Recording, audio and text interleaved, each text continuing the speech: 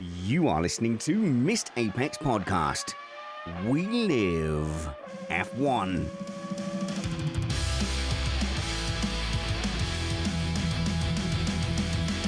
Welcome to Missed Apex Podcast. I'm your host, Richard Reddy, but my friends call me Spanners, so let's be friends. Welcome to the 2022 season review. My daughter asked me just before this show, she said, "Dad, what's your podcast about?"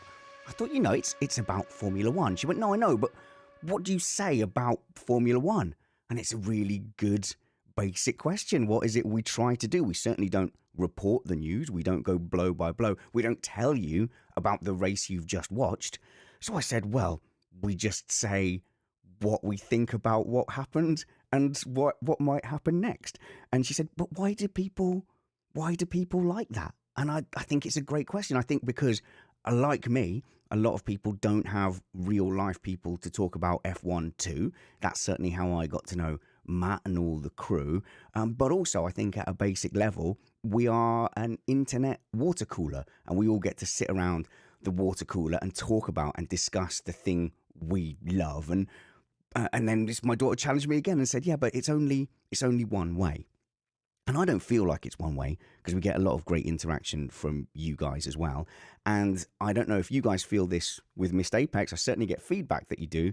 I have to sometimes remind myself with my favourite podcasts that I don't actually personally know Scott Johnson from The Morning Stream or Bob Novella from The Skeptic's Guide. And that's how much a part of my week they are. And I'm honoured that a lot of people think that we're a part of their week as well. So to move forward with making this a bit more of a two-way stream, we want to get into doing a bit more of a call-in format going forward into 2023. So this is a bit of a trial. We've done it on our Patreon streams, but today, if you are a patron of Missed Apex Podcast and you want to contribute a question or a comment to our 2022 review, you can click the live stream link in the general channel of the Patreon Slack group and come jump on Missed Apex Podcast. We'd love to hear from you. We are an independent podcast produced in a podcasting shed of the mind. We aim to bring you a race review before your Monday morning commute. We might be wrong, but we're first. I'm joined in the shed of the mind by Matt Two Rumpets. How's it going, Matt? Looking forward to the season of rumor and statistical minutia. What is that, the season gone or the one to come? The one we're about to embark on, my friend. All right. Give us a break. Give us Christmas at least. Your Thanksgiving turkey's not even gone down and you're talking about 2023. We're actually having the leftovers, the last of the leftovers tonight. Absolutely fantastic. And we are joined from the other side of the world by Jonathan Simon. How's it going, Jono? Good. I tried not to be the youngest person on this panel, so I grew a beard. Yeah, and I don't know if it's going to work. No. Yeah, we'll see. What really ages you is you need to spawn and give over a part of your soul to tiny humans. Yeah, well, okay, I'll take, that's wise words. I have that written on my wall, I think, Spanners behind me. We'll see. How old are you? 27? 26, 27 next year, very close. That is prime. Yes. Life is about to hit you with a sledgehammer age. Good luck. I can feel it. I look forward to seeing it unfold. And someone for whom so much of life has unfolded, our Nordic Viking warrior god, it's Christian Pedersen. How's it going, Christian? As the oldest on the panel, I try to do my best to keep it old. So I will be describing the birds we have experienced during the Formula One season 2022 tonight. And it will be a 25-minute in-depth look into the different kind of... I haven't told you about this, Spanish? No, and I'm looking forward to hearing it. Although, I have to say, controversial, so people on the live stream can see. You're claiming you're older than Matt? I think I am. Oh, Matt, go on, Matt. Let's share. Let's try. Let's bring it on, Matt. How old are you? He's old enough to not be able to. Old enough to not be able to remember. Tell you what, though, let's get into some season analysis.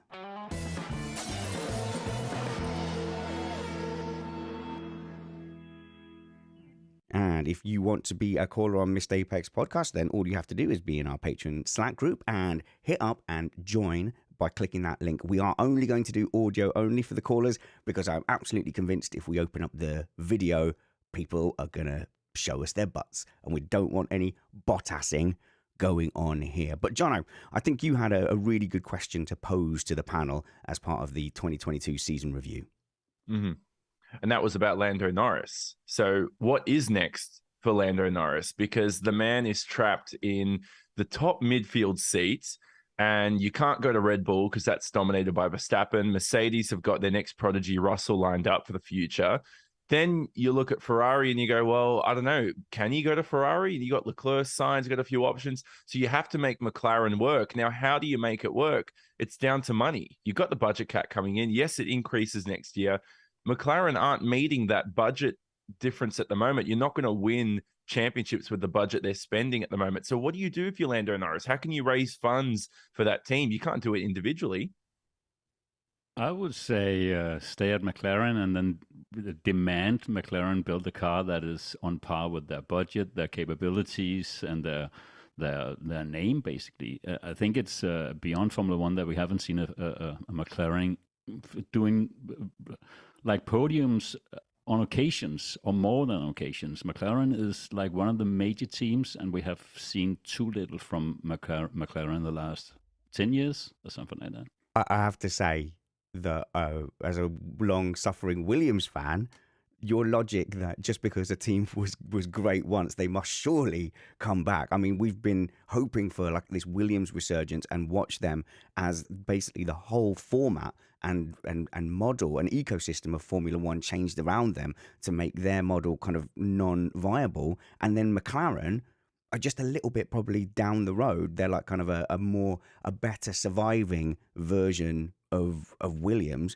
But I'm not sure if there's room for any of these, I mean, privateer teams. Do we still consider McLaren in its form? We can still consider it a privateer team as such, and probably, you know, the last privateer team, you can point to Sauber, but Sauber seemed very happy to rebadge to a title sponsor, to Alfa Romeo this year, and possibly other teams going forward. And then, I mean, Williams, they're there at the moment. They're clinging on. They're not really showing any signs of coming back. So, Matt, I would posit, well, Christian can come back on it then. I would posit that is a hopelessly optimistic approach for Lando Norris to take. I cannot see McLaren. I can see them kind of doing what they're doing now, but I just don't see a way for them to compete with Red Bull, McLaren, and Red Bull, Mercedes, and Ferrari. And somebody's going to say Red Bull's a privateer team as well, which is a good point to immediately counter exactly everything I've said. I would argue that McLaren is it wrong to say car manufacturer today and a racing team, just as Ferrari is? I know they have less cars, they have built them for less years, but times are new, and the future for McLaren is being someone who builds race cars for the road and have different activities everywhere, just like Ferrari. But everyone has the same money nowadays. They also have the big brand, they have the right drivers, in my opinion, and they have the right tools. And then it's okay to demand a bit more than we have seen, I think. So you ask what's next for Lando, and I would say first and most important is not turning into Alonso at McLaren, because he's in a position of, I would say, frustration in that he recognizes he has the skills to win on the regular if he has the equipment. He knows he doesn't have the equipment, and best case, these regulations work like they're planned, and in the next 3 to 4 years, erase decades worth of dominance by Mercedes and Red Bull, and multi decades, not dominance, but at least participation and financial advantage by Ferrari.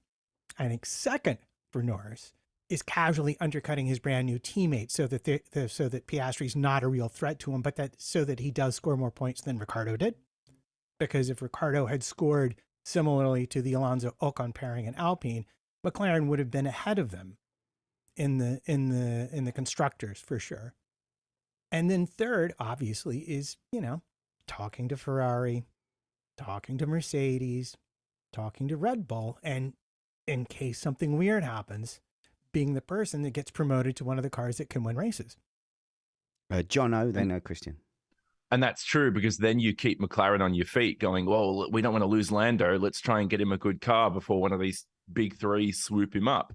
So I think that's a good call that Trump had said. What's next for Lando Norris? Well, you know where you're going to be next year in the pecking order, likely. You got to beat Piastri. That's your next goal. You can't end your career by finishing number 2 to a rookie driver, because we know how that can work. You can't turn into Alonso. That's another good segue there.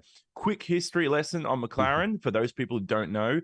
They did have a partnership with Mercedes before Mercedes entered the sport in 2010, and that's where the money started to leave McLaren. They started to become less of a championship competing team.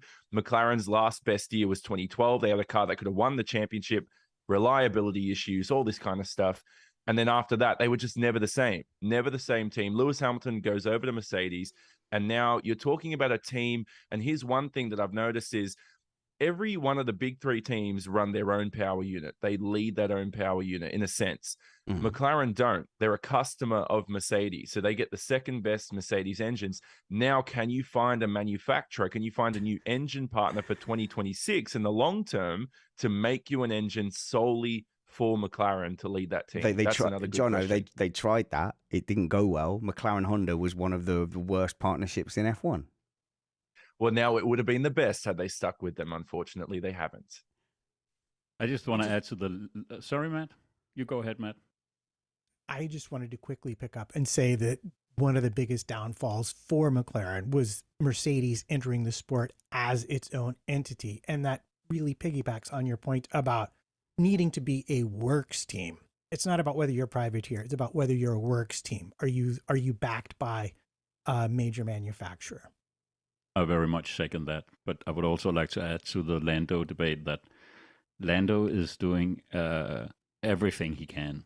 And I think he's doing it brilliantly. I mean, he gets everything, the last ounce out of that car, even on bad days. And he keeps the mood up. He's a good team player. He's young. He's got great PR brand value. I think it's more up to Lando than the teams basically in the future, the way he's behaving on track and off track. I love this game, this career game that we see with drivers, and I'm always getting told it's too simplistic to go, well, this driver beat that driver and that driver beat that driver, therefore we can say that driver A is better than driver D. However, it's kind of all we've got. So when we're looking at this kind of this career game, and I always say Formula One isn't fought over a race or even a season. It's a career game, and any form of the video games or the manager games, it's all about progressing up the ladder through the teams. So with Lando Norris, you go, well, his career game has stagnated. He put all his eggs in the McLaren basket, but he's done all right against his teammates. He's looked pretty good. He looked pretty good against Carlos Sainz. I think most people would have had them kind of on reasonably level pegging. Sainz hasn't gone and blown up Ferrari in that battle. However, so I don't think you can say, oh, well, that means that Lando Norris also wouldn't have gone and beaten Leclerc, because I do feel like Ferrari have a chosen one at any given time. And at the moment, it is Charles Leclerc with an 85-year contract still at Ferrari. So yeah, it is absolutely this driver teammate game. And I want to know, I want the Ricciardo book to come out. I want to know what happened in this, because surely, like Jono, in Australia, people aren't taking this lying down. Something really weird happened. That gap does not reflect the talent between Norris and Ricciardo. Mm-hmm. At some point, there's going to be a tell-all, isn't there, about divisions within the team and him having different setups, or there's some politics there. There must be. I truly believe that Daniel Ricciardo still has the same talent he has, but there are two problems. As soon as he goes to McLaren, it's not a good fit for him.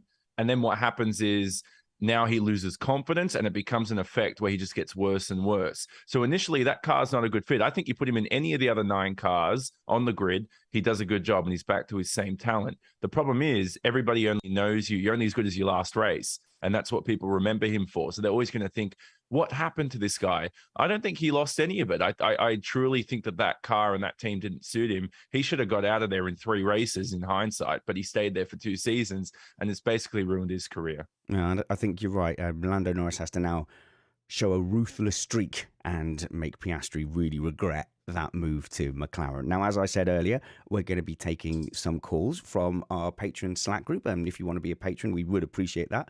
Patreon.com/MissedApex. Missed Apex only exists because of our patron support. We've got a few people queued up, and so we are going to take your point and then lead that to further discussion. But please do hang on the line. I can see there's a queue of people at the moment. Ooh, it's gone all radio-y, Christian. That's you and me in our element now. We can handle this, can't we? We can handle whatever comes. What's holding us back? Nothing. The first caller is ready to speak to us, and it is, in fact, it's another Dane. It is EJ from our iRacing group and patron. Hi, EJ. How's it going? It's going all right. So, microphone working? Yeah, I can hear you. And you are calling us from Denmark, so I feel a bit uncomfortable. We had a token Dane on, and I don't know how we can manage with two, I suppose.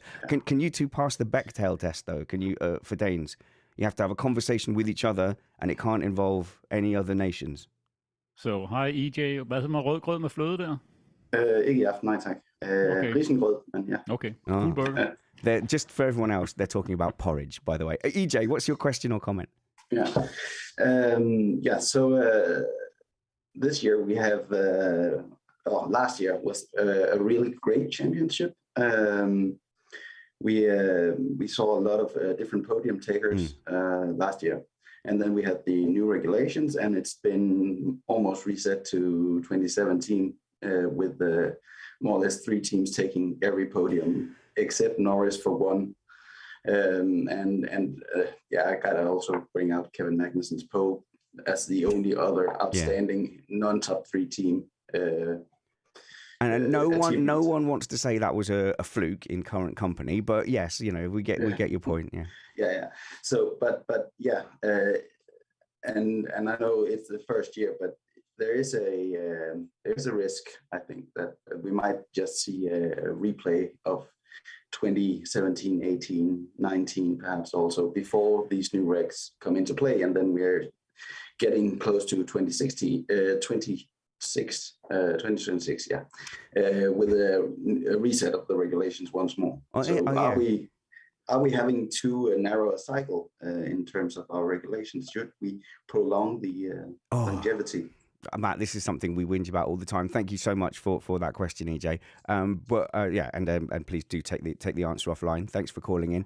But we always complain that just as the regulations are starting to get to the point where everyone's catching up, they change it again and they mix it all up. Like when are we going to see a 2012 season when we get 6 winners in 6 races? Well, I can't predict that exactly, but the phenomenon is pretty well known. It's called what you're looking at really is convergence. Once the regulations are out there long enough, the people at the front have less and less they can extract, and the people at the back basically, by hook, crook, and Xerox machine, let's say, manage to get themselves closer and closer to the point where you really see this kind of lots of different podiums, lots of different winners. Anybody could win. I think we've made a good start with these regulations. I think if you look at the battle in the midfield and look at how close that was, I think if you look at the types of battles we've had, but let's remember, Mercedes showed up with, they got a 0 on their first assignment and had to claw back their grade all season long. Ferrari did really well at the beginning, but then they checked out and started taking Thursdays and Fridays off to fly to other countries and didn't really compete the entire second half of the season in a serious way. So I think it remains to be seen, but I have high hopes that we will see racing like that, and that if the FIA can just be patient while it happens and not randomly go changing regulations halfway through a regulation set, like we saw, as you said, in 2017, that we should have several years of pretty close racing before we get on to the next rule set. Christian. Well, I think it's natural to have this thought. I think it's new times. I know I say this all the time on this podcast, but I think it's a completely new times for this set of rules and how it's handled. In the way they changed the rule into what we experienced this year was done on research. It was done out in the open. It was done by people who had been in the business for years and know what they're talking about. And we can see the results actually, and it's working. There's nothing behind the scenes, and things are just different now. So I think we have to also open our arms, eyes, and ears, and try to see these changes in a new way. Perhaps maybe welcome it a bit more. I don't think we will see old time racing when nothing happens again, and the show must go on. After the horrible smut of your last appearance, Christian, I am glad you stopped at eyes, ears, and I was wondering where it was going to go next. Jono, quick one. Formula One, let's not forget what it's about. It's about technical innovation. It's the pinnacle of motorsport. And so we do need to evolve, and we can't hold on to a set of regulations for, as the turbo hybrid era, I think went on way too long. That was supposed to end 2021. I think that should have ended at least a couple of years earlier to what we have now. But what we have now is great. And without moving on with a different set of regulations, we wouldn't have had the close racing, the amount of overtakes. The grid now is, the discrepancy between first and last is so little now. So I can't wait for the next set of regulations in 2026. Yeah, and when you bear in mind that this is a season where, two of the top teams kind of fell away and dropped the ball, I think there's still hope for a three-way fight. But case in point here, and I don't mean to be F1 racist, EJ, but I'm assuming as a Dane, you are a Kevin Magnussen fan. Yeah, somewhat. Yeah. Yeah. And so, obviously for you, that pole, that really heightened and increased your enjoyment of Formula One. And when we had 2012 with all sorts of characters popping up and getting podiums and getting wins, and even 2020 and 2021, Gasly getting a win, for example, and lots of people on the podium, all the fan bases, except Australia recently, sorry, Jono, all the fan bases get to kind of have that moment. Yeah, indeed. I think actually last year we only saw 2 or 3 teams that didn't have a podium. It was quite extraordinary if you look back until 12. Jono. Just before I forget, so the cost cap for next year, now this year was at 140 million. It's going down to 135 next year. Let's not talk about inflation or that kind of stuff. Look, I can't be bothered to get into that. But that's 3 times less the money that Red Bull, Ferrari, and Mercedes spent before the cost cap. So now you're bringing those top teams down. Now you're bringing the small teams even closer to these top teams. Boy, the parity and the competition is going to be even better next year. You're going to see Williams and Haas not struggle like they used to in previous years. Every team scored some good points this year. They were pretty good. I want to see what Williams is going to be like next year. Is their car going to be even better? Let's see. I feel compelled to point out, from a pedantic point of view, that we are still actually in the turbo hybrid era. No, I knew you were going to bother doing that. Go home. Go home, Good point. Man. Good point. In 2026, that will change. But the aerodynamic regulations and the tire sizes have changed. And there you are correct. Okay, yes. Brilliant. Thanks very much for that call, EJ. As the first person, I think, the first non-panelist to jump on and contribute to Missed Apex podcast, certainly in some time. But we have our second. We are joined by Mr. John Cox. John, thanks for joining us on the Zoom call. Where are you from, young man? Hello. Oh, look at this classic radio. This makes me feel good. The only other classic radio thing we could have is to hear the podcast back, and we have to say, can you turn your radio down, sir? Can you turn your stream down? Well, unfortunately, it seems like we don't have John at the moment, but we have lots of people lined up. It's just a case of trying to get them in. We've got WVB here who's just joined us on the call, and if they can unmute, we'll say hello. But call us on 08000 845 271 8222 and start your text with the words Missed Apex. Who have we got here? WVB, who's that, sir? Who are you? It's Wietse. Wietse in our patron chat group. Now, you are a Dutch listener, I believe, our only remaining Dutch Missed Apex listener.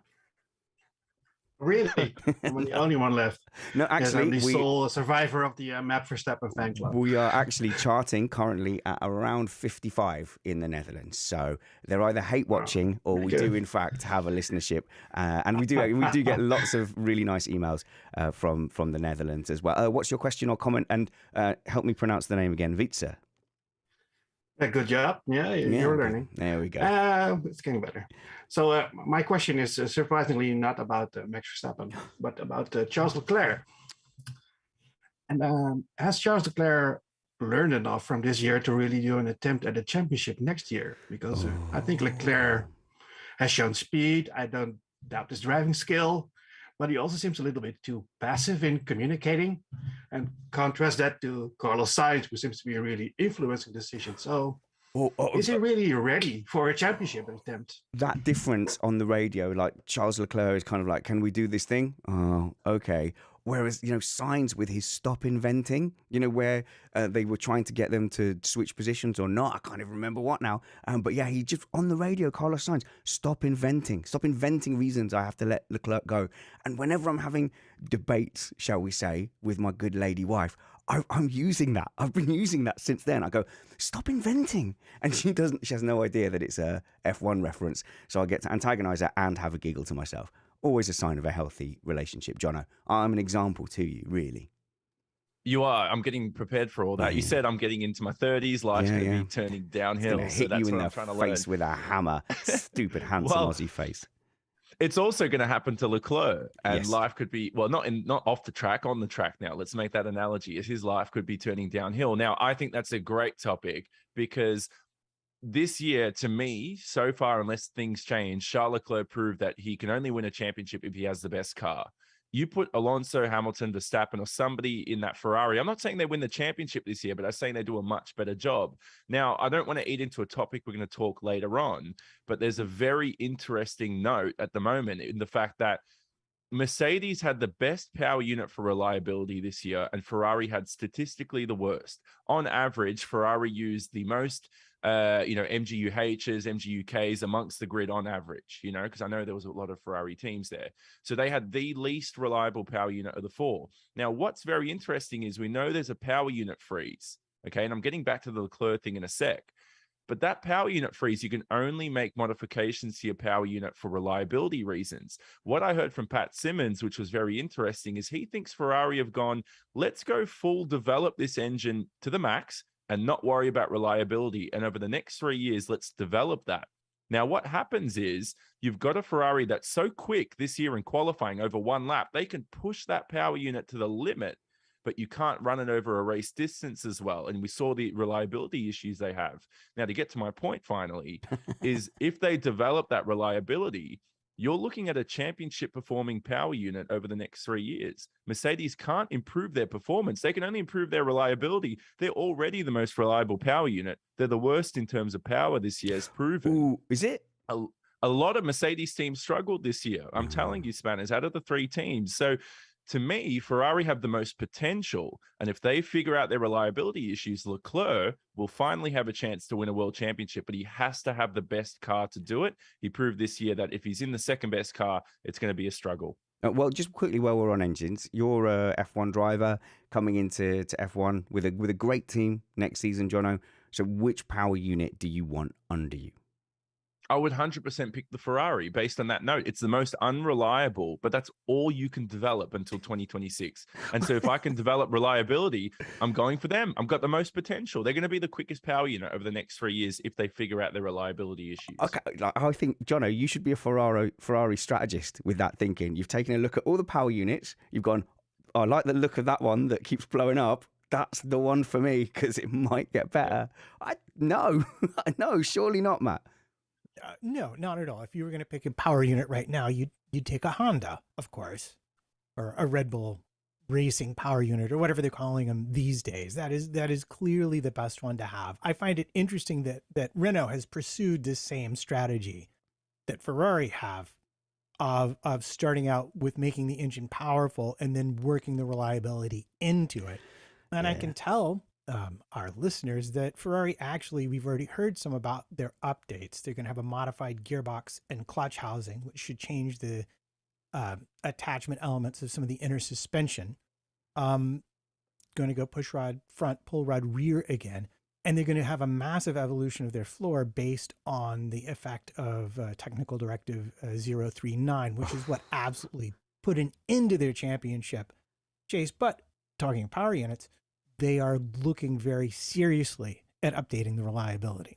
Oh, okay, and Jono, I was being a bit harsh there. I do see your logic where you're saying that where's the low hanging fruit to improve? Well, or technically it's reliability. I think having developed engineering projects and been part of future systems, reliability can get baked in, and mistakes or wrong directions can get baked into concepts. I don't think it's a case of just taking the reliability separately and working on. I think you can have a design and a concept and a workflow and a design flow that is inherently unreliable. So if I had to bet, will Ferrari take that performance, turn it around, and suddenly become the most reliable engine? I'm not going to put my money on that. It is all I'm betting. I do agree. Right now, you'd pick the Honda. 100% you'd pick the Honda engine or the Red Bull powertrains, Tag Heuer, whatever the hell it's called these days. But they can put whatever image and sponsor they want. It's a Honda. Now, but for future, I think if you're going to take a risk, you have to take the Ferrari. Look what they did in qualifying. When you can run that power unit to its fullest without worrying about reliability, you have the quickest power unit, the quickest car. You can do that in the future eventually. So I think you have to buy Ferrari stock. And I think if they don't make it work next year, people are going to creep. There's going to be doubts that creep in, all this off-track stuff. And I really hope they make it work because I think that's a championship-winning power unit. Christian? Don't forget Alfa Romeo, Haas, and Ferrari was just killing it at the start of the season. All the Ferrari teams were just killing it. Come race day, turned it down a bit, was still in the lead in the start of the season. But I want to get back to the Charles Leclerc yes, talk, please. which Yes. the question was actually about. Sorry. There's something about Charles Leclerc. When he's fast, he's so extremely fast. But it feels like that this communication between him and the team, and just how it all fell apart during the last half part of the season, they sort of like disconnected. It feels like that when you look at it from the outside, and we can only guess, of course. But there's something there not completely in sync, I think. If the Ferrari car starts working, he can do win races. I think Charles Leclerc will change a bit. I think there's some mentality thing there when that thing works as well. Well, there you go, Weitzer. I mean, the panel seems to be in complete agreement. As long as they solve the reliability issues that plague them and their inherent not joined up thinking and sorts out the strategy department completely, Leclerc's in pretty good shape going forward, huh? Yeah, I think the team probably didn't help to grow his confidence this year. So let's hope they get their act together, because it would be better to have another team up the front really fighting for the full year. What do you make of the way he seems to really berate himself? You know, the I am stupid, and screaming down the radio, all at himself. It's all very internalized, isn't it? It does seem very internalized. I think it's good to be harsh on yourself and reflect on yourself. It could also be a little bit too harsh or too open about it. And well, I wonder, how does he communicate when things go badly with his team? We've heard it on the radio, but how does it work internally? Is there a good dialogue or not? It's really hard to gauge it. Matt, you can't imagine Leclerc going back in, kicking over the spit bucket, and just kicking off and firing hand gestures at the strategy team, can you? Well, I'm just not going to answer that question. Instead, I want to bring up Abu Dhabi and the strategy for Leclerc as a very positive sign for how Ferrari and Leclerc might actually be getting their act a little more together. Because it's very clear that I think Leclerc maybe talked them into that one-stop strategy a little bit. They absolutely made it work to the point of actually bluffing Perez on his second in-lap. And the other thing I want to point out about Leclerc, and where I think, if we're talking about him personally, not the team overall, we saw him out drive Max on track at the early part of the season several times. He's got that in his favor. But what he has still continued to do from time to time is, even when he has something in hand, he does that Senna thing of, I need to go even faster. And then he goes a little too fast and winds up in a wall. And that, to me, I want to know if he's tamed that instinct, because I think that is the only thing that could keep him from winning a championship. It's a tickly throat there, Christian. What was that? Yeah, France. I don't know. It's just... There's a lot of incidents you could point to, and I think I haven't seen any stats, but Mick Schumacher aside, do you reckon Leclerc has the most Friday spins? He seems to come out of the box, and the amount of times he sticks it in the wall on a Friday is quite alarming for a top driver. Yeah, well, there we go. Let's. So I was good. That's funny. It's a good point. I wish there were Friday spins stats. There are overtake stats. Christian's got those. I can't wait to talk about that a little later on. Okay, well, in that case, why don't we just take, because I think we've got one more caller in our queue here, and we do have John Cox, who we tried to speak to earlier, and I think we've got him on a better connection now. But hey, that's live radio, kids. Do we have me on a better connection there? Hello there, Mr. Cox, and where are you from, young man? You sound like one of those American chaps. I am. I'm from the lovely state of California. Ah, so it's nice and hot there. So you are in a hot weatherland. Yes, I am standing actually outside my parents' house in shorts and a t-shirt. Now, you do our iRacing as well, a second iRacer to come and join us. So you are not a new F1 fan. How are you feeling about no longer being a freak as an American F1 fan? Because you and Matt used to be like rocking horse poop, didn't you? Like almost impossible. Yeah. The American F1 fans were truly unicorns. I never met one out in the wild until I was actually in Las Vegas and went down to the sports book and watched a race in the middle of the night. And there was one other gentleman there who was a nice Englishman, and we were high-fiving over Hamilton's passes. And that was like the greatest moment of my life because I met a fellow F1 fan. So that would have been like 2010. Yeah. And now they're everywhere. They're and everywhere. because of that, I tried to get tickets to the Las Vegas race. They're $2,000, and you can't even get them if you want them. Whoa, No chance. sorry. What kind of tickets? ridiculous. Las Vegas, but what was that? General admission? Was that a stand? That was the cheapest tickets they would show me were $2,000. No. And apparently, what's happening? Maybe you guys already covered this, but apparently, what's happening is that all of the hotels are getting their own grandstands, and they have full control over who gets those seats. So it's like, rather than me being able to buy a grandstand in front of Caesar's Palace, I need to be one of their premier customers and buy their, $30,000 package where I get a suite and a couple seats and some nice dinners. It's insane. It's a insane cash grab. That's bad. Jono, I've seen you've been on doing more TV and video stuff. You must have some Can you lend me $2,000? Please, Spanners, don't talk. You're the one who's got the most cash, surely, out of all of us right now. But Vegas, I swear, you could solve world hunger with the amount of money that they're sending like tickets across to people. Like $2,000 for the cheapest. That's insane. I know Grandstand goes on sale, I think tomorrow or the day after for the Australian Grand Prix. And I'm like, my bank account is going to be absolutely smothered after I spend money on that. I'm like, ugh. I need to find a way to get into corporate. But was that your? Has that gotten pretty expensive? Because my wife and I are, we dream of an Australia trip, and I always lean towards like, we'll go for the race. But is that just out of control expensive now too? Well, I think it's the average price. So you're looking at 400 to 600 AUD, which is, I don't know, what, like 300, 400 American. So much better than Vegas. I'll tell you that much. Yeah. It's So it's doable. It's crazy how much it's expanded because, I think in 2013, I bought weekend general admission tickets for Silverstone for 300 quid and then ended up getting a grandstand for the race for 80. And I don't think you could get a sniff. I don't think they let you drive past Silverstone for that kind of money anymore. And even when you look at some of the European venues where you go, well, it used to be, it's cheaper to get on a plane and watch such and such, and you've still got enough left over for a packet of crisps and a night of blackjack. But that is increasingly not the case anymore as people spread out and take advantage of some of the cheaper European venues. And still no Copenhagen Grand Prix though, Christian. Probably won't happen either. But I just want to make a point. I read somewhere that this whole sustainability thing for Formula One is going to be like a grand thing in Las Vegas. Everything they build there, they're going to build like a Formula One museum sort of with a big logo on top. And everything will be built from sustainable things, so recycled things and stuff like that. And then they had like a forum where they talked about how can we make Formula One more sustainable.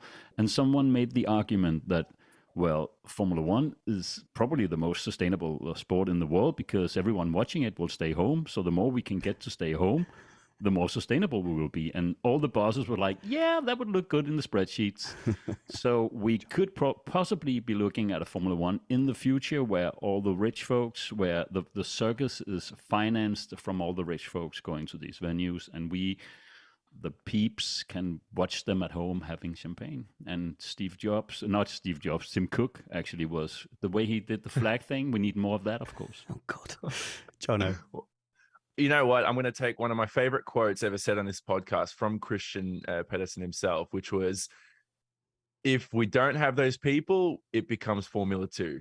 And it's totally right. We have to have those people on board, as sad as it is. I remember my rant this year for the Australian Grand Prix. I was like, why the hell am I walking around the track like a little peasant, and all this kind of stuff I was saying.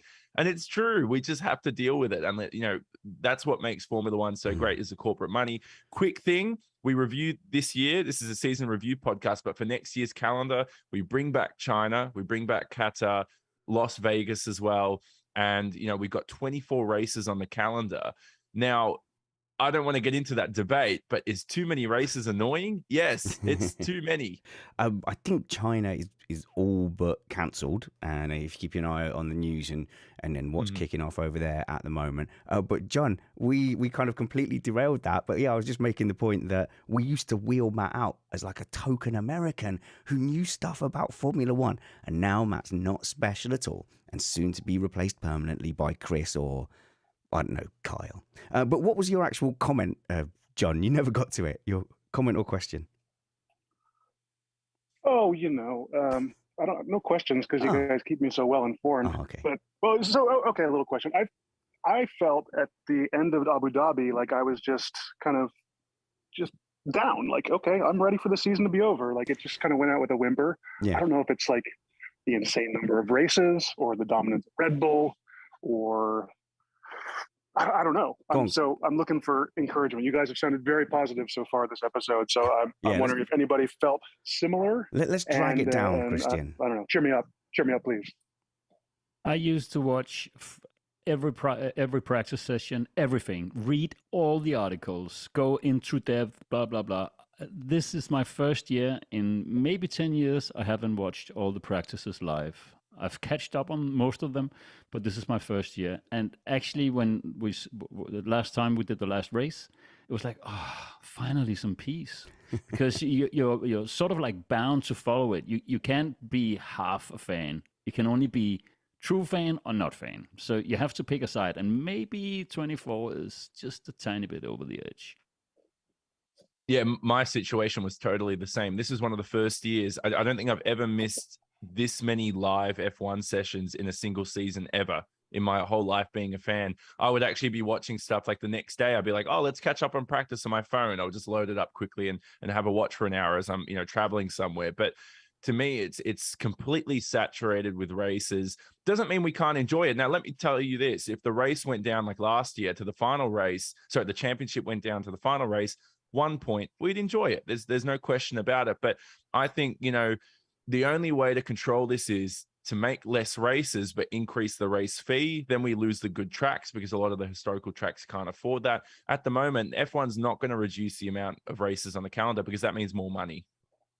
Matt, go on then. Well, I want to address a specific issue about it. I'm not even sure it's the number of races, but it's the number of times we had 1 or 2 or even 3 races each weekend instead of having a weekend off. In triple headers. Was there 4 triple headers? I don't even remember. But to me, that contributed a lot to the fatigue. But I think Jono is correct. As we look forward to even more better wheel-to-wheel battles and racing, we may not mind having that to watch so much. I have to say, I think there's too many races until there's not a race on at the weekend, and then I'm desperate for some F1 action. So let's talk in a week's time. Yeah, exactly. Formula One, no, they've got me by the short and curlies because I'll watch every race they put on from now until I'm dead. But thank you very much for that call, John Cox. And I think so far this has been really, really enjoyable hearing from people, and it's kind of nice not necessarily knowing what direction the topics are going to go in. And look, we've got all off season to talk about stuff, and what we find from our mailbag shows is and what we're finding today is that people have an interesting direction to set the panel off. So we have a very rich vein, a rich resource in our listeners. So why not use that as part of the conversation? But I think this show shows that people will call in and speak to us. So I hope to do this kind of thing more often. And we have, as a last caller today, because I definitely want to get to a Christian's topic where we're going to kind of review the direction the FIA set us on for 2022 and how they did. But firstly, lastly, we have Maria joining us. Oh, a little bit of interference there from, I believe that's coming from one of our panelists there and not the caller. So Maria, hello, where are you joining us from? Hello, I'm joining you from Greece. Oh, look at How are that. So you we have doing? had the Netherlands, we have had America land, we've had Denmark, and now Greece, and to sprinkle us with an international flavour. How are things currently going in Greece? Hot, I would say, for November. Is it ever Well- not hot in Greece? Yes, it should be. It should be raining at being cold by now, but it's only just the last week that we really see the winter coming. Okay, well, you can always take a trip to the UK, where I am assured it is absolutely miserable, windy, and wet. So if you need some relief, hop on a And plane. drizzling and continually drizzling. Yep, we have the interesting fact. I believe the UK has the most days of cloud cover of anywhere in the world. What a claim to fame! If you ever want to know why British people look like, miserable and like braced against stuff the whole time, it's because Britain is wet, damp, and dark. Maria, what's your question or comment? How have you enjoyed this season? Well, I enjoyed the first part, although it was a little bit difficult for us Mercedes fans to watch the struggle that the team has been through. But I really enjoyed the first part because of the battles between Leclerc and Max Verstappen. So And, much potential. Leclerc had it wrapped up. We forget, don't we? It had Leclerc it- had it wrapped yeah. up. Not only that, I was very impressed because I think Leclerc outfoxed Max most of the times. His racecraft is slightly more clever and more wide. Maybe I am wrong. I am probably wrong. But that's the impression I got from the first race. A lot of the early season chat was about how respectfully and how well Verstappen and Leclerc were racing each other, and what a contrast it was to 2021. I don't know if it's a bit previous to kind of say, oh, Leclerc had bested Verstappen in those early exchanges, because it never really got a chance to mature, did it, Matt? Which, much to its great shame. And even in that time where they were competitive, didn't Verstappen have 2 DNFs? We forget that he had like 2 DNFs out of those early 6 races where things were close. Well, they did. And the Red Bull was certainly a heavier car and did not have the same advantages it had later on. But what I will say is I think in large part, Maria is correct in that when we did see on-track battling, it was not just that Leclerc with a faster car made DRS passes, but it was that he in the several occasions we saw, and I'm thinking really about the first races, he was out thinking Max about how to use DRS zones, when to hold back, when to be in front. It was those kinds of racecraft things that I think was noticeable to everyone paying attention. Max learned fast, of course. You would watch the ne'd lap around and he'd have figured out what Leclerc had done. But when the two of them were at it for the first time, I think maybe you do give a slight edge to Charles here. Yeah, but could he sustain that over a season, Maria? What do you think? I don't know. I am hoping that we will find. No, I don't hope we will find the next year, because I hope that Mercedes will win the championship. So I don't want to learn. I don't know. I couldn't fathom that. That's interesting. For us neutrals, of course, it's win-win. But look, from a Mercedes point of view, I don't think we've mentioned Mercedes, Maria. Obviously, a very, very difficult start to the season. But it does look a little hopeful, doesn't it? My question was about Mercedes. It is a two-part question because I am talking with Matt, and you have to make a two-part question. At least, yeah. At least. So I am listening to other podcasts too. I'm sorry, Spanners. I know I shouldn't. I'm very sorry. And we're going to have to cut Maria off there. That's the end of... No, go on, carry on. Everybody's saying that Mercedes is quite a strong team and they have procedure on which Toto Wolff is very confident that they can resurrect their championship hopes in the next year. But I was thinking that maybe their last decade of success has cornered them to a certain type of function. Mhm. They are always trying to find the time in the most complicated, the most obscure places, and I think Yeah. that this era of F1 is more about simplifying things, and I don't know if Mercedes is quite adaptable to that Well, we at the did, first stages. Christian. I mean, the phrase is probably when your success masks failure, and like being too successful can lead you down bad roads because you kind of get away with it. It's like being an extremely attractive person and you can just get away with stuff because no one tells you that you're sounding stupid because they want to hang out with you because you're hot. Obviously a problem you and I have had a lot over the years, Christian. Numerous times. Two, one, maybe one. Maybe one time. Anyway, I just want to add that I think we should get ready to see a new, well, at least a new element to the thing that is Formula One. And that element is, how do you control a team within the cost cap? So last year, I think Mercedes, or was it this year, they made 70 million pounds profit extra, profit in the team. So for Mercedes, they have a team that is basically just profits and brand value. So if you can get Toto to control that team in a way they can keep winning with the same amount of money as Ferrari and Sauber and Williams and stuff like that, then you will be the true champ. And I'm not sure we have seen it truly shine through yet.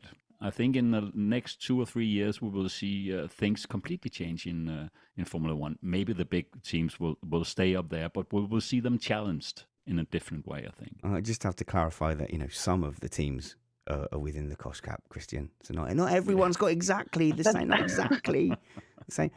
Matt. That was the second part of my question, actually. Go on then, fire it at Matt. About the cost cap, and it is directed to you, actually, Spanners. I may be wrong. I am very often wrong, but I had the impression that you avoided to expand a lot on the whole cost cap saga. Was this a conscious decision? Yeah. And I want to make a disclaimer there. I don't think that the Red Bull made a huge amount of overspending of gain. If we take the data we have on face value, that's it.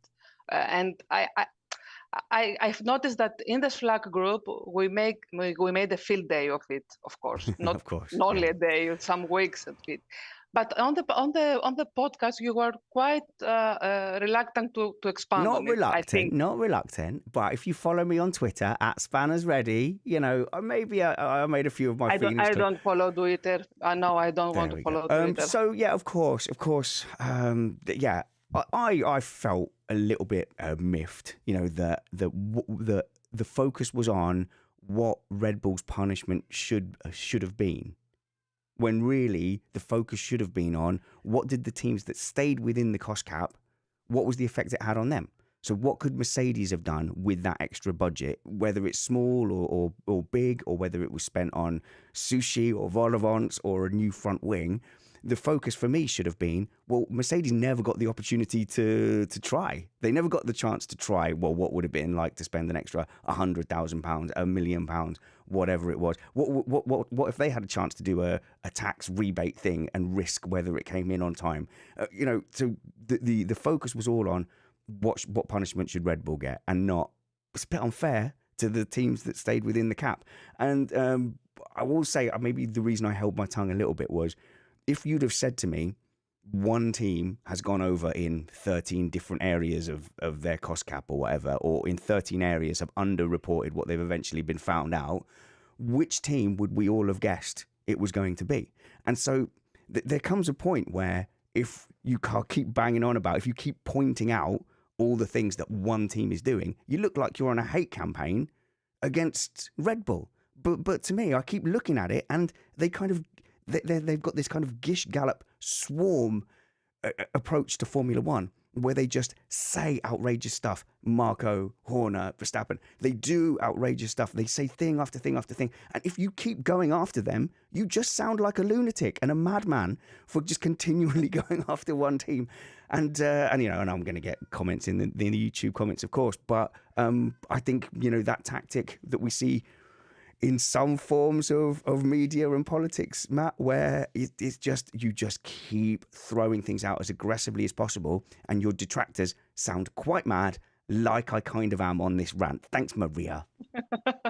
Sorry, go on, Matt. Come back. Am I insane, Matt? Are you insane or are you wrong? Maybe these are different questions, and we should address them thusly. Right, I don't know. I want to bring up because I know Aston Martin was guilty of nearly and more serious than the Red Bull ones. Categorical errors in their accounting. But what they did right and Red Bull did wrong was they didn't violate the actual total amount they were allowed to spend. So in this, I think I'm almost beginning to be inclined to see that Aston and Red Bull pursued a very aggressive strategy of finding out what they could get away with, to the point where they were willing to accept, to be found out, to see what they could get away with. But I think kind of like Brazil, where Red Bull was weirdly off form, Red Bull actually got the number wrong. And that's what got people so upset. If Red Bull had been found guilty in the same way Aston was, but they hadn't overspent, it would have been left to the lunatics to be going, but hey, wait a minute. They did this entirely different than the 8 other teams who made a real effort to not make any of these kind of categorical errors in how they filed their expenses. I think what Spanners just said is so true. And I think you can see it actually also in the Formula One paddock, that people just stopped commenting on it. It just basically just evaporated from the paddock. And everyone's like, okay, now it's enough now. And who made a defamation suit against McLaren just recently for that letter Zak Brown sent? Who was talking about a defamation suit? I'm not sure if it's been filed yet, but Red Bull is talking about making a defamation suit against Zak Brown for that letter. So, I mean, they haven't learned anything, at least. No, and I'm going to stop talking about that now. Maria, is the answer somewhat satisfactory? I think as a caller, you've done very well to get me to go, right, that's it. Yes, it was an answer, and I suspected as much, and I think that you were right to do that, to behave like that, because indeed we sound like the crazy guys. In the company. Matt, you had one last thing on that?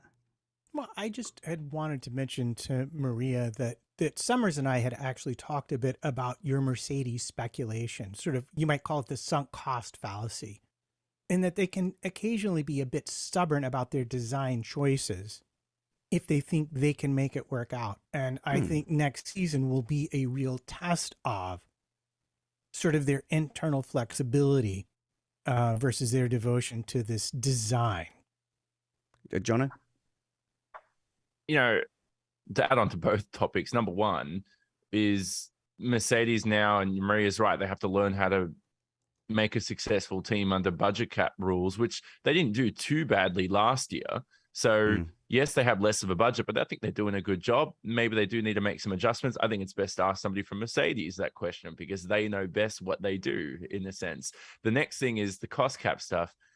Oh, let's move on. We can move on. Let's move on. I was going to. It's all Maria's fault. Maria, thank you very much. Enjoy your November sun. All very jealous of you there. Brilliant. So before we go, and I think we're coming to the end of, well, we're calling it the season review really, but we've kind of gone with the flow of our listeners here, which has been fantastic. Christian, you were putting the FIA on review, and before we do this, you know, it's much easier to be critical of people who are trying stuff and who are doing things out in the real world. Very easy from your sofa to be negative. And the thing is, it's actually from a content point of view, if you are equally as positive and negative, the positive things don't last very long because you're just going, yes, I agree, that's good. And then the negative things take a little bit longer to dissect. So it can sound like you're being very critical. I think first things first, Christian, the FIA have tried a lot of stuff and they've reacted, I think, to the increasing demand for more action, for following. I think we can say overall they have been inventive and have shown initiative. They're not sitting still. They're not sitting on our hands. So we can start from that base, can't we? Sure. I mean, I am. I believe in the FIA, and I believe actually when this season started, things were muddy because of Abu Dhabi last year, and we had a new leader of the FIA, Ben Sulayem, and there was something about the jewelry and all that stuff. Saudi Arabia started the season. But actually, I think if you judge the FIA on the last half of the season, they have been much more transparent. They have been they've been quicker.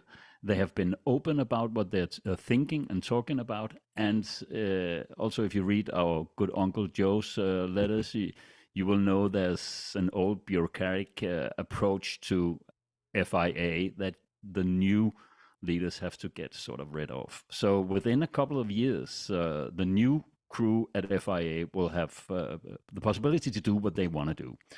And I see all the right signs. And one of them would, are we going to talk about the overtaking now? Yeah, go for it, man. Yeah, okay, cool. So the meaning of, or let's say the net result of regulations this year should be more overtaking, driving closer together.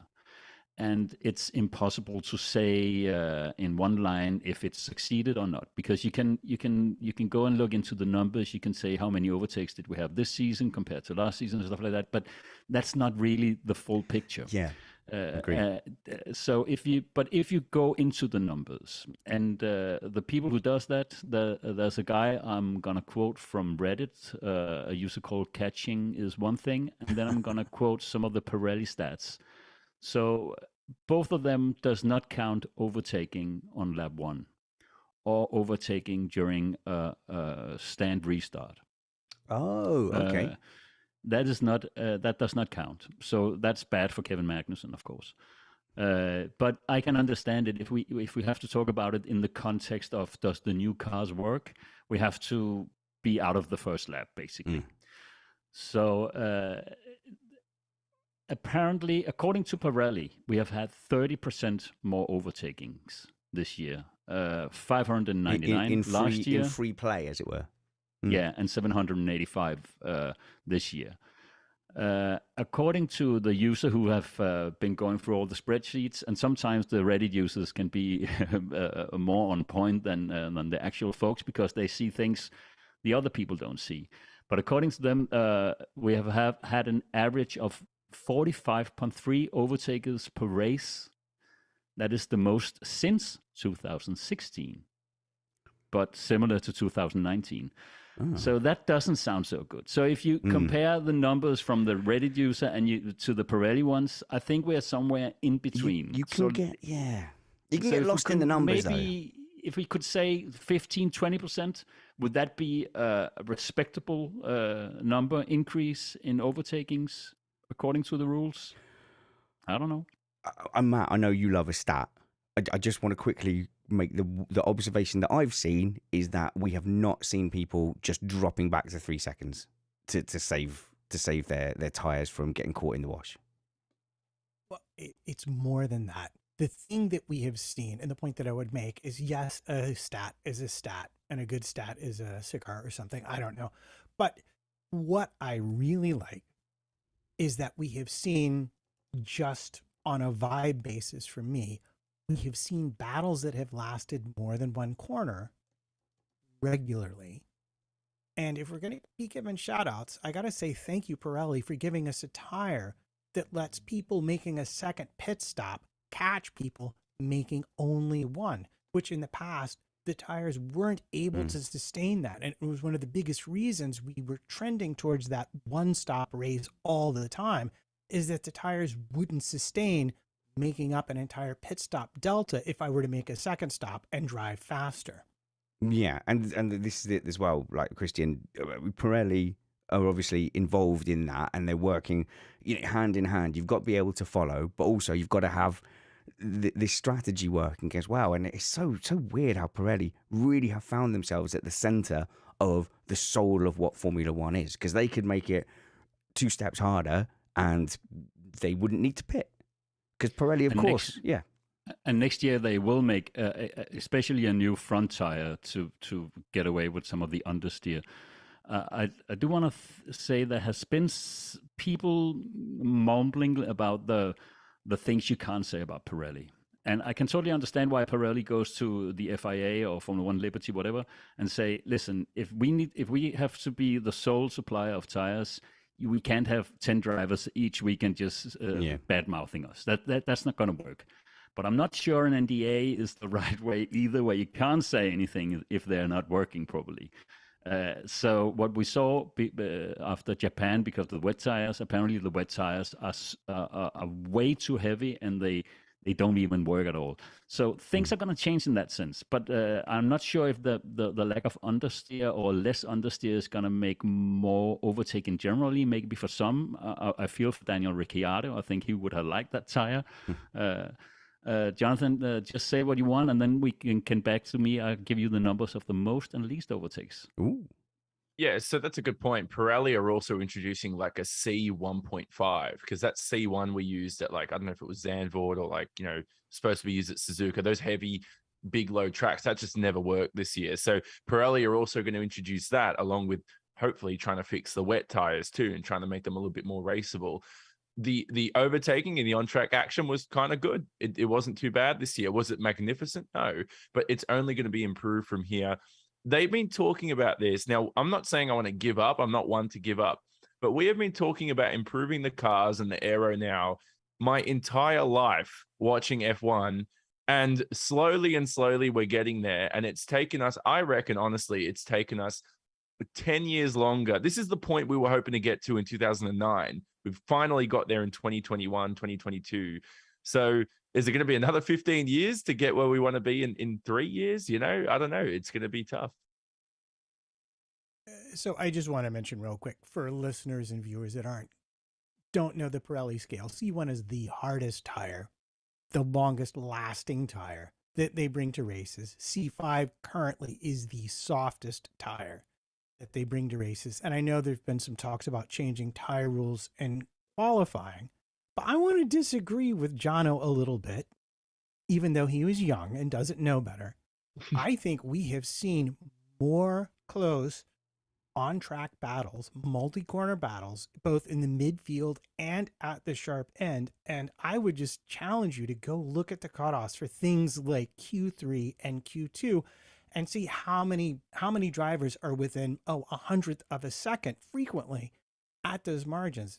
These are really good. This is a really good starting point for the FIA and the regulations. There's still some weak points and potential problems that might show up, but I think we're off to a good start with these regs. Good point, but I think the cost cap more than the actual aero rules for that, for bringing the field closer, for making everybody closer enough to battle. So that's what I would think more than the actual aero regs. Yeah, and we're not only talking tires, we're also talking the regs. If you look at that rear wing, that was it Alpine that did a rear wing, or maybe Aston Martin, I think. It was Aston Martin. Yeah, exactly. Yeah. They did a rear wing where it went against the overall theme of the regulations, and that was the reason why it was not allowed. And the same with the Mercedes front wing. So they're proactively doing the right things to create a better show, I think.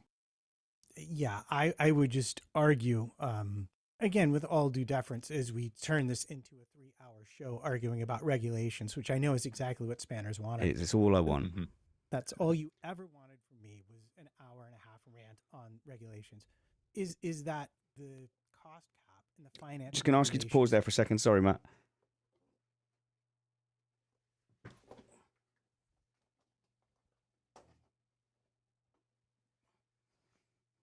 Well, spot on time. Genuine technical fault. Carry on. is that they haven't really had a chance to bear the kind of fruit that we saw on track just this season. And that's because, I will explain my reasoning and then leave you to tell me why you think I'm still wrong. A lot of what teams like Ferrari and Mercedes and Red Bull have in terms of advantage are tools that they've been able to invest a lot more in over all the previous years where their spending was not restrained. And they still have those tools. They still have the results of all those CFD tests that they were allowed to run and could afford to fund before this cost cap came into place. All of that learning is still there and they can still draw on it. Whereas the teams that were below budget and are now just barely able to fully fund just the operations at the cost cap level and still not match them on the non-cost cap side, they're just beginning to catch up on that technology and their investment in those tools. It's going to take a while before we see the kind of parity that these financial regulations are aimed at bringing in my mostly humble opinion. May I just add that we have Pirelli test sessions during the year as well, which is a new thing, and I think actually that's the practice one. Sometimes they use this tire, unmarked tire from Pirelli, and that is the new way of testing tires apparently, and it seems to work because they get the feedback they need to build next year's tires, and that is completely new, which I also think is going to bring a lot to the show. They don't wear unmarked black helmets and secretly pretend that they're not their race car drivers, do they? During those tests, like 2013 in Mercedes. Oh yes, that was the infamous. Those allegations were never proved. Oh no! I think they completely were, and they admitted it, so it was fine. But yeah, so look, Matt has managed to change our debate on how the FIA have done into a tyre debate. So well done. You've done. I don't know why this happens every time you leave me alone for a minute. Yeah, no, I had to. I'm going to give you the numbers now. Then go on then. So the guy who overtook the most in 2022 was Alonso, actually, 71 overtakes. Then Hamilton 63, Joe 62, Sainz 61, Verstappen, Stroll shared 57. The least overtakes this season, Jono. No, is it my man? No, it's actually Latifi. It's not your man. It's closer to being Matt's man, but I don't think anyone's surprised on that. So the most overtaken drivers, which I think is a very funny, interesting statistic, is actually Magnussen.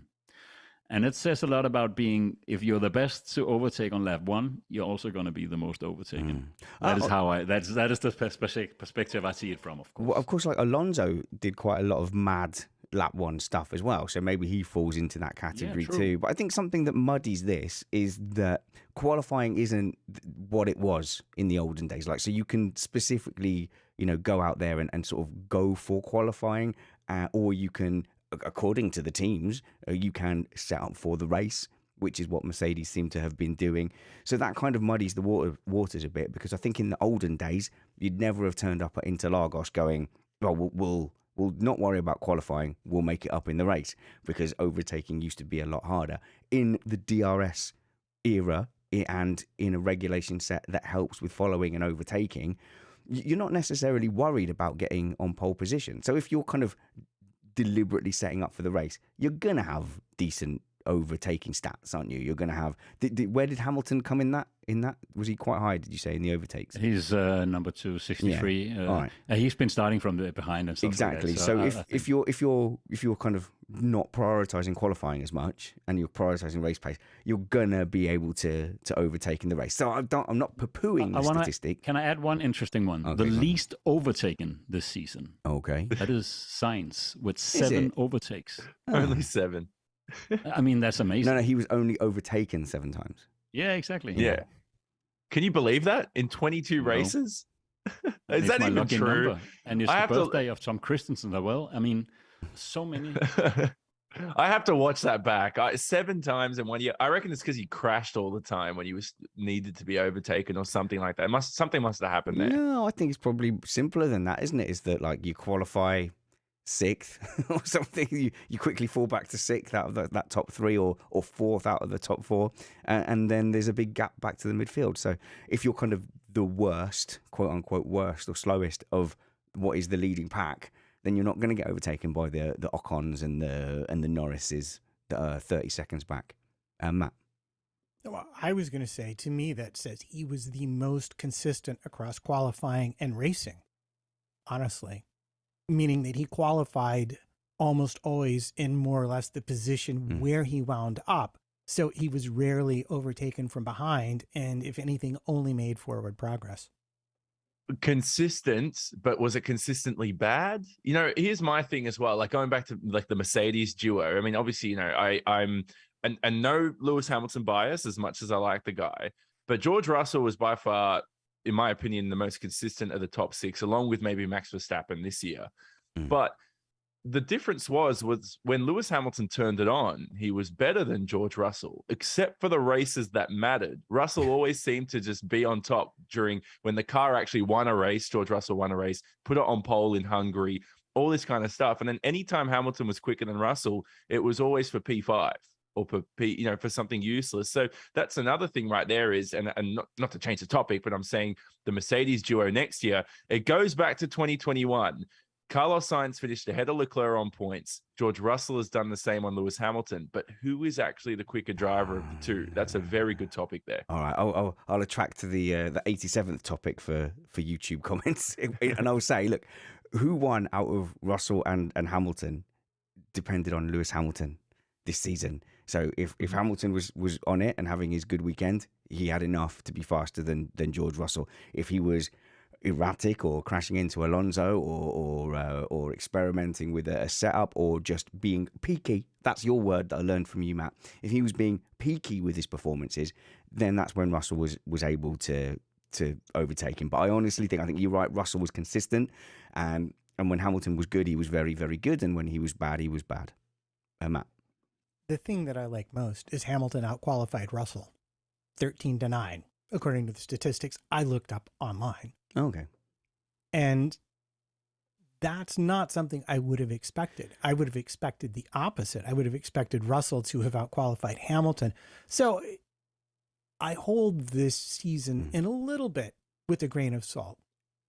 I think Russell did an outstanding job moving up to the big team, but he hasn't convinced me that fundamentally he's more consistent or better than Hamilton yet. Christian? To finish off the overtaking talk, I think the good thing about this is we can look at the statistics, we can look at the numbers, but when it comes down to it, it's about what we see with our eyes, how we feel when we see it. It has to do with how the overtakes are done, the rivalry, and all those things plays a major part. So is it a success this year? In my opinion, yes. The statistic I would like is how many times did somebody on TV say, "Oh, you don't often see an overtake there." Exactly. Yeah.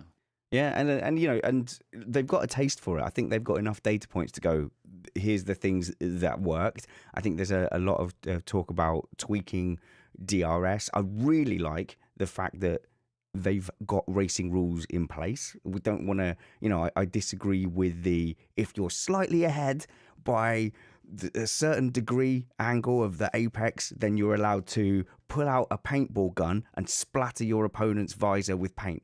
That seems weird to me. I think, yeah, it's great to have these kind of rules about where you can be and when you're entitled to space or not. But I would still like the rule to be, don't be allowed to just run your opponent off track. That's something that we saw with Hamilton. Really kind of brought that to life against Rosberg. Leclerc took it to a whole nother level, and then Verstappen just went atmospheric with it in 2021. And it's becoming baked into the ethos and of Formula One racing that the inside car can just run the outside car out of room. It's not what I like to see. And if you just made it so you always have to leave a bit of room, you're going to see multi-corner racing, which is what we want to see. We want to see, was it Portugal with Perez versus Lewis Hamilton, where they were side by side for a whole lap? You know, we want to see racing like that. Jono? And, this is a season review podcast. And one thing to review this year is Max Verstappen's driving style changed after the pressures of not having won a world championship to the pressures of I've won one and now I'm on the way towards the second. So that is critical for him. And the best analogy I had, and I mentioned this on last year's season review pod, was Lewis Hamilton won that 2008 World Championship, went into 2011 frustrated, driving like a madman, got in so many incidents, and he had to change his style. What's changed Max Verstappen's style is the rules, as you've said, that they've actually clamped down on it and not allowed him to drive like that. And the fact he's got less pressure. He's got 2 championships under his belt. He could retire now and be one of the greatest to ever do it in the sport, but we know he's going to continue. We know he's likely maybe going to win a couple more. Who knows? All dependent on the car. But yeah, that's been a big year for Verstappen stock. Do you sell it now? I don't think so. The dude's one of the greatest ever to be in a cockpit. Well, and we have so much potential to see him tested next season. If Ferrari, like you say, just magically sort out all those problems. Exactly. Whoever is in charge, whoever the team principal happens to be in 2023. I don't think there's been an announcement yet, although everyone seems to be.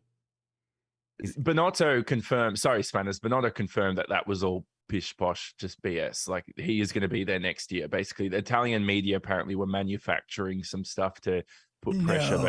But I think this does not happen ever. Stop inventing Italian media. No, I think I still. But we'll see. We'll see. We'll see. But yeah, if they do that and Mercedes find some side pods, then we really could see Leclerc and Sainz versus Russell and Hamilton versus Verstappen, which could be very, very interesting. Obviously, if that even briefly includes Sergio Perez, we could see Daniel Ricciardo back in a race seat very, very soon. Before we end the review, Christian, I know you had a bit of a comment on social media within Formula One. I think the mood is too good now. I'm gonna pass it on. I'm probably gonna get back here in a month or two. Okay. I'll leave it for then. Okay, well in that case, my comment on social media in Formula One that I probably don't talk about a lot is the amount of emails and DMs just telling us to keep doing what we're doing and how we fit into people's weeks. And it is so easy to focus on the negative. But this year I've taken a much more block heavy approach to social media. So if something's causing me stress, or I think, oh, you're just in this to try and upset me, and it's worked, you turnip, I've been very block heavy. So in all seriousness, if you think I've blocked you hastily or in error on social media, email me spanners@missedapex.net and I'll unblock you and we'll have a new beginning and a new relationship on social media. But honestly, so much of my interaction on Twitter in particular has been so positive. So thank you. Please also get in touch. DM Matt as well. Matt loves speaking to people over Twitter.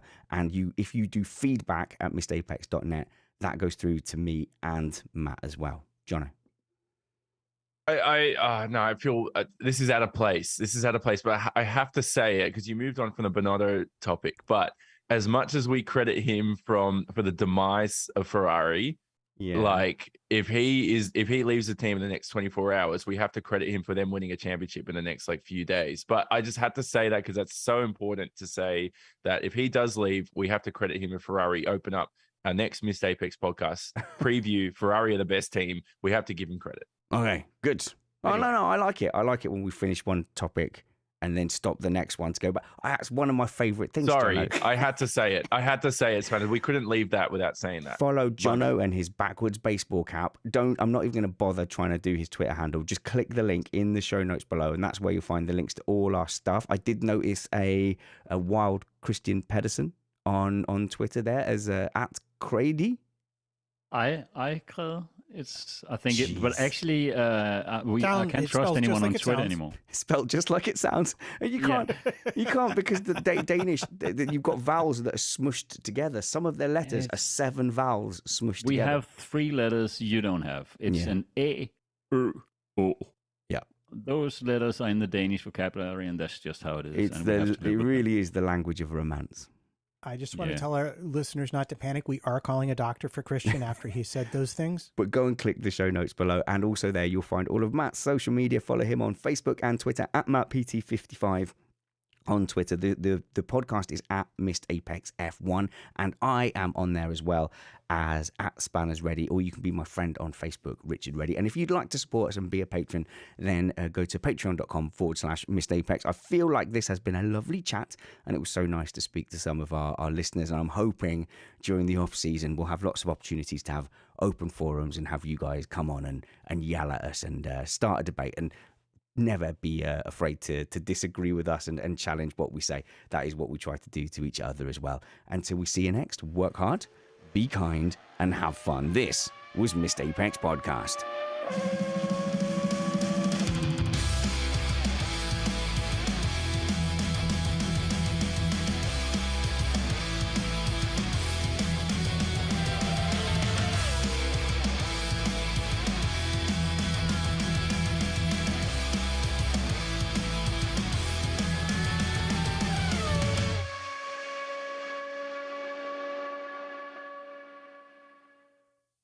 Comment of the week.